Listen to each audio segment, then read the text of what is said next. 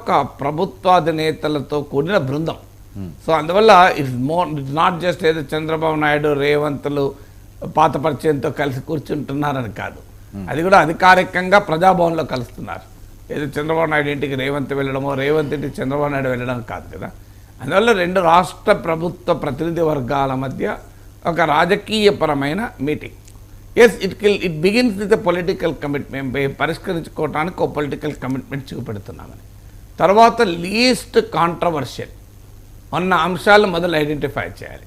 అలాగే ఉభయులకు ప్రయోజనకరం, అంటే పరిష్కారం కాకపోవడం వల్ల ఈ రెండు రాష్ట్రాలు నష్టపోతూ, పరిష్కారం అయితే రెండు రాష్ట్రాలకు లాభం జరిగే లీస్ట్ కాంట్రవర్షియల్ ఇష్యూస్ ఉంటాయి, వాటిని పరిష్కరించుకోవాలి. అలాగే నాన్ ఫైనాన్షియల్ ఆర్థికపరమైన అంశాలతో ముడిపడని అంశాలు కూడా ఉంటాయి. సో ఇలా ఒక్కొక్క వాటిని ఆర్డర్ ఆఫ్ ప్రియారిటీలో, అంటే నాట్ ఇన్ టర్మ్స్ ఆఫ్ వాటి ప్రియారిటీ అంటే ఎవరికి ఏది ముఖ్యమని కాదు, పరిష్కారానికి ఉన్న సాధ్యాసాధ్యాల ఆధారంగా ఆర్డర్ ఆఫ్ ప్రియారిటీ డిసైడ్ చేయాలి. ఇప్పుడు ఆర్డర్ ఆఫ్ ప్రియారిటీ అంటే తెలంగాణ వెంటనే మా కృష్ణానదిలో 50% వాటా అంటుంది. సో దానికి ఆంధ్రప్రదేశ్ అంత వెంటనే అంగీకరిస్తుందా? So priority in terms of, నేను చెప్పేది పరిష్కారం అంటే సాల్వ్ చేయగలిగే అవకాశాల ఆధారంగా. ఇంతే చిన్న చిన్న పరిష్కారం అయితే, సార్ అన్నట్లు జటిలమైన కొదనం సార్ అన్నట్టు జటిలమైన సమస్యలకు వచ్చే వరకు కొంత లార్జర్ పొలిటికల్ కన్సెన్సస్ రావాలి. అన్ఫార్చునేట్లీ రాజకీయ పార్టీలు ఎవరు అధికారంలో ఏకపక్ష నిర్ణయాల వల్ల ఏమవుతుంది అంటే సమస్యకు ఎవరు పరిష్కారం చెప్పలేరు. ఎందుకంటే వెంటనే ప్రతిపక్షం ఉన్న వాళ్ళు దాన్ని పొలిటికల్గా వాడుకుంటారు. సో కానీ ఆ వాతావరణం లేదు కదా. నిజంగా ఇది ఆంధ్రప్రదేశ్ తరఫున చంద్రబాబు నాయుడు వచ్చి మాట్లాడుతున్నారు, కానీ అక్కడ ఒక అఖిలపక్ష మీటింగ్ పెట్టి అన్ని పార్టీలను పిలిచి, సో మీరు ఏమంటారు, మనం తెలంగాణతో కూర్చుంటున్నాం, మీ స్టాండ్ ఏంటి, ఇంకో ఇది ప్రభుత్వ స్టాండు, ఇంకో ఇక్కడ మనం ఎక్కడ రాజీ కావాలి, ఎక్కడ గట్టిగా పట్టుబట్టాలి అని చర్చ ఎక్కడ జరిగింది?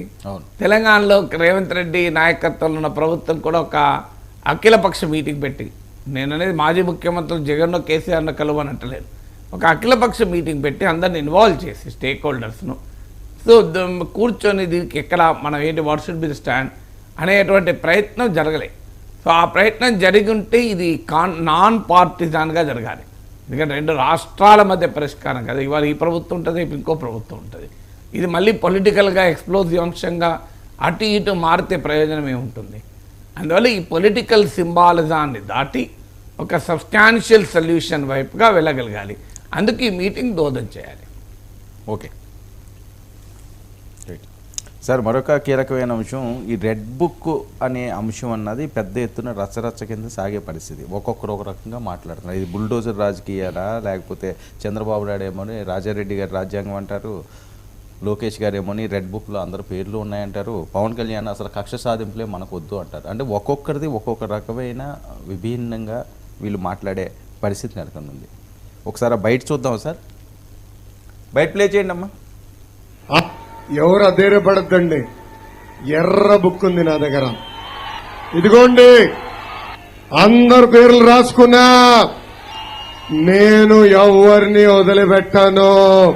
వైకాపా నాయకులు చెప్తున్నా, అన్న విశ్వవిఖ్యాత నడ సార్వభౌమ స్వర్గశ్రీ నందమూరి తారక రామారావు గారు మా దేవుడు, చంద్రబాబు నాయుడు గారు రాముడు, కానీ వైకాపా నాయకులకి మీ లోకేష్ మూర్ఖుడు.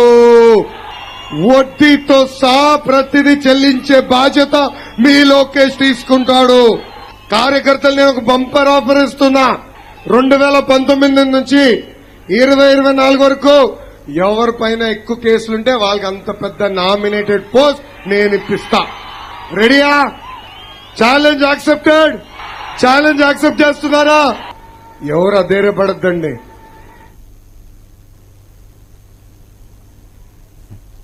సార్ ఇది లోకేష్ గారు ఛాలెంజ్ అంటున్నారు, నామినేటెడ్ పోర్ట్రేట్. రెడ్ బుక్ అనేది వాస్తవంగా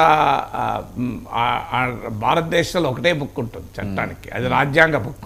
సార్ మనతో పాటుగా జేడీ లక్ష్మీనారాయణ కూడా జాయిన్ అయ్యారు. నమస్తే జేడీ గారు. నమస్కారం సార్. సార్ నాగేశ్వర్ గారు ఉన్నారు. నమస్తే ప్రొఫెసర్ గారు. అంటే సార్ చెప్పాలి సార్. సార్ విశేషంగా జేడీ లక్ష్మీనారాయణ గారు పోలీస్ అధికారిగా చాలా ఉన్నత స్థాయిలో పనిచేశారు. అవును, రెండు తెలుగు రాష్ట్రాల ప్రజలు చాలా గౌరవించేటువంటి వ్యక్తి. సరే ఏంటి ఈ రెడ్ బుక్ రాజ్యాంగం అనే వివాదం నడుస్తుంది. నేనన్నది ఏంటంటే రెడ్ బుక్ కాదు, ఒకటే ఉంటుంది రాజ్యాంగం బుక్ అని. ఏమంటారు సార్? రెడ్ బుక్ అన్నది యాక్చువల్ గా రెఫరెన్స్ చూస్తే ఒక కార్ల్ జంగ్ అని స్విట్జర్లాండ్ అతను ఒక పుస్తకం, అదిలో కవితలో రాశాడు. దాని పుస్తకం కవర్ రెడ్ గా ఉన్నదల్లా దాన్ని రెడ్ బుక్ అంటారు. కానీ ఇక్కడ మన ప్రాంతాలలో రెడ్ గురించి చర్చలు జరుగుతున్నాయి. ఆ తర్వాత మీరు అన్నట్టు ఖచ్చితంగా రాజ్యాంగం అమలు ఎప్పుడూ అవ్వాలి. ఎందుకంటే రూల్ ఆఫ్ లా అనేది చాలా ముఖ్యం. ఏ రాష్ట్రానికైనా దేశానికైనా rule of law adherence to the constitution, రాజ్యాంగ విధంగా పరిపాలన సాగడం అన్నది చాలా ముఖ్యం. ఈ సందర్భంగా ముఖ్యంగా పోలీసు యంత్రాంగం గురించి, ఎందుకంటే ఈ రెడ్ బుక్ లో ఉన్న పేర్ల వాళ్ళ మీద పోలీసు యాక్షన్ తీసుకుంటారు కానీ ప్రజలు చర్చ. యాక్చువల్ గా పోలీస్ అన్నది రూల్ ఆఫ్ లా పనిచేయడానికి ముఖ్యంగా మనకు 2 జడ్జిమెంట్స్ చాలా ముఖ్యం ప్రొఫెసర్ గారు. ఒకటి వచ్చేసి వినీత్ నారాయణ జడ్జిమెంట్ ఒకటి, తర్వాత వచ్చేసి ప్రకాష్ సింగ్ జడ్జిమెంట్ అని సుప్రీం కోర్టులో, ఇది 2006 లో వచ్చింది పోలీస్ రిఫార్మ్స్ గురించి.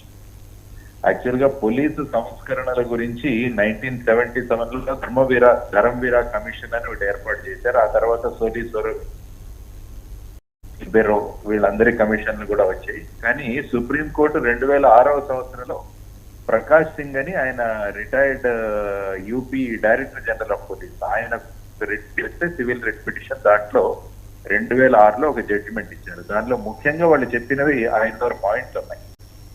ఒకటి వచ్చేసి ప్రతి రాష్ట్రంలో కూడా సెక్యూరిటీ కమిషన్ అన్నది ఒకటి ఏర్పాటు చేయాలి. అంటే అందులో ముఖ్యమంత్రి, home minister, leader of opposition, తర్వాత హైకోర్టు చీఫ్ జస్టిస్ ద్వారా నియమించబడిన ఒక జడ్జి, తర్వాత మన స్టేట్ హ్యూమన్ రైట్స్ కమిషన్ నుంచి వచ్చిన ఒక జడ్జి, తర్వాత ఎమినెంట్ పీపుల్, వీళ్ళందరితో ఒక కమిటీ, ఒక స్టేట్ సెక్యూరిటీ కమిషన్ అన్నది ఏర్పాటు చేయాలి. అది రాజకీయ ఒత్తిళ్ల వల్ల పోలీస్ విభాగం పని చేయకుండా ఉండడానికి స్టేట్ సెక్యూరిటీ కమిషన్ అన్నది పనిచేస్తుంది. రెండవది వచ్చేసి ప్రతి రాష్ట్రంలో కూడా డైరెక్టర్ జనరల్ ఆఫ్ పోలీస్ ని ఏ విధంగా అపాయింట్ చేయాలని చెప్పి కూడా వాళ్ళు చెప్పారు. అంటే సీనియర్ మోస్ట్ ఆఫీసర్లు ఎవరైతే డైరెక్టర్ జనరల్ ఆఫ్ పోలీస్ కి ఎంపానల్మెంట్ ఉంటారో వాళ్ళ లిస్టుని పంపించి అందులో ఒకరిని డీజీపీగా సెలెక్ట్ చేసి, అంటే యూపీఎస్సీ ద్వారా సెలెక్ట్ చేసి వారికి మినిమం 2 years టెన్యూర్ ఉండేటట్టు చూడాలన్నది రెండవది. మూడవది వచ్చేసి అదే విధంగా క్షేత్రస్థాయిలో పనిచేసే ఆఫీసర్లు, అంటే ఐజీ, డిఐజీ, ఎస్పీ, తర్వాత ఎస్హెచ్ఓ అంటే పోలీస్ స్టేషన్ ఇన్ఛార్జ్, వీరందరికీ కూడా 2 సంవత్సరాల టెన్యూర్ ఉండాలని చెప్పారు. తర్వాత ఇన్వెస్టిగేషన్, లా అండ్ ఆర్డర్ అన్నది సెపరేట్ చేయాలి. తర్వాత పోలీస్ ఎస్టాబ్లిష్మెంట్ బోర్డ్స్, అంటే పోలీసులో ముఖ్యంగా ట్రాన్స్ఫర్స్ అన్నవి చాలా ముఖ్యం. నాకు ఇష్టమైన సబ్ ఇన్స్పెక్టర్ని నేను తెచ్చుకుంటాను, నాకు ఇష్టమైన సర్కిల్ ఇన్స్పెక్టర్ని నేను తెచ్చుకుంటానని రాజకీయ నాయకులు మాట్లాడుతుంటారు. దాన్ని కౌంటర్ చేయడానికి పోలీస్ ఎస్టాబ్లిష్మెంట్ బోర్డ్స్ ఏర్పాటు చేయాలన్నది ఒక రికమెండేషన్. తర్వాత వచ్చేసి పోలీస్ కంప్లైంట్ అథారిటీ అన్నది ఒకటి ఏర్పాటు చేయాలని చెప్పారు.